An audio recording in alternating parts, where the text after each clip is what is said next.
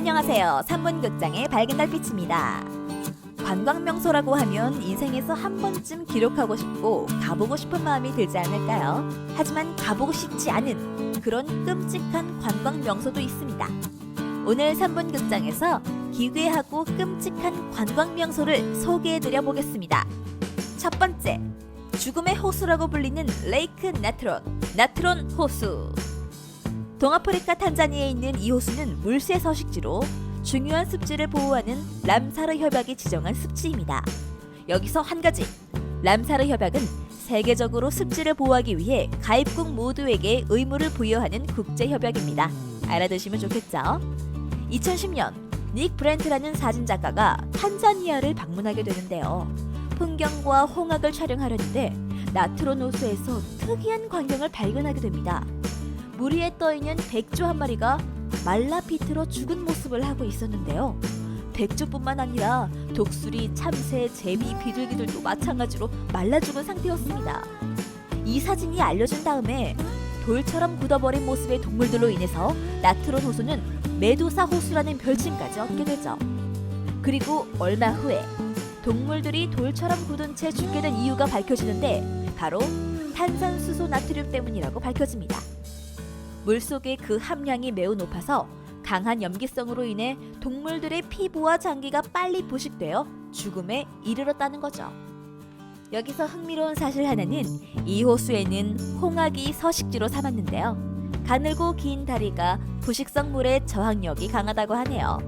빠지면 살아남지 못하는 죽음의 호수 나트론 호수, 눈으로만 보는 게 어떨까요?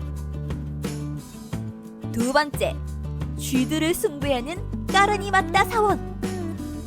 인도 서북부의 도시 대슈노크의 한 사원에는 15만 마리가 넘는 쥐들이 살고 있습니다. 쥐라니? 쥐 한 마리만 봐도 기겁을 하는데 15만 마리가 산다니 정말 신기하면서도 끔찍한데요. 이 사원에서는 쥐를 신성하게 여긴다고 합니다. 까르니마타 사원은 왜 쥐를 숭배하게 되었을까요? 까르니마타라는 인도의 성녀가 있었는데 그녀의 양아들이 연못에서 물을 마시려다 연못에 빠져 죽고 맙니다. 그녀는 죽음의 신인 야마에게 아들을 살려달라고 부탁하지만 신은 죽은 자는 다른 세상에 태어나야 하기 때문에 살려줄 수 없다고 대답했고, 까르니마타는 신에게 반발하여 자신들의 후손들은 그 법칙에 따르지 않겠다고 말하고, 그 이후로 자신의 자손들이 죽으면 쥐로 태어나고 쥐가 죽으면 사람으로 태어난다는 법칙을 정한 거죠. 그래서 그 후손들은 쥐와 사람으로 계속되는 윤회를 겪고 있다는 것입니다. 이곳에선 쥐가 신이니 쥐가 갉아먹었던 음식을 먹게 되면 아주 큰 영광이라고 하는데요. 성전 방문객들은 입장 전에 신발을 벗고 입장해야 한다고 하는데 쥐똥을 밟으면 아주 운이 좋다고 간주하게 된다고 합니다. 글쎄요. 세 번째, 쿠투나호라 해골성당. 사진으로 보면 평범한 보통 예배당이 아니라는 것이 분명해지죠. 교회의 대부분의 인테리어는 금박과 벽화로 장식되어 있지만 이 세들레츠 납골 성당은 사람의 뼈로 장식되어 있습니다. 헉! 뼈라니? 사람의 뼈 말인가요? 그렇습니다. 납골당 내부를 장식하는 데에는 최소 수만 명의 뼈가 사용됐다고 합니다. 이같이 인골로 납골당 안을 꾸민 데에는 메멘토 모리라는 라틴어 문구와 관련이 있다고 하는데요.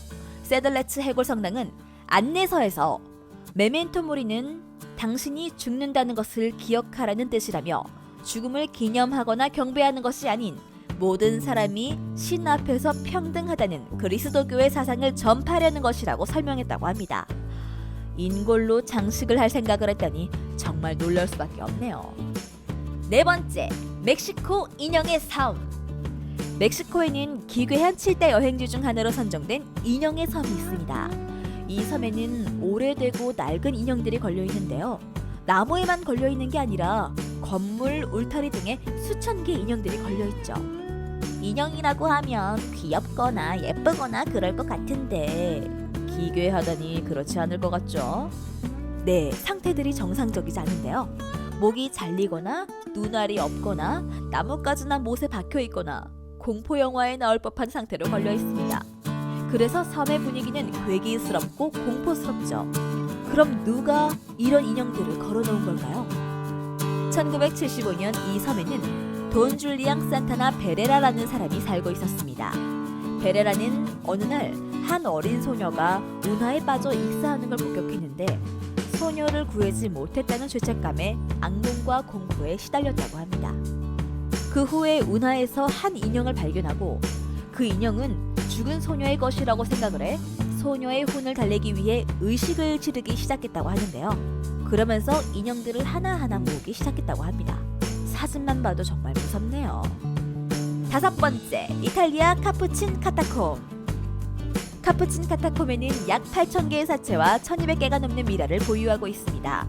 사람들이 방문할 수 있는 특이한 매장지 중 하나인데요. 1599년부터 이 지역 신부님들이 돌아가신 후에 죽은 다음에도 보기 위해서 미라로 만들기 시작했다고 합니다.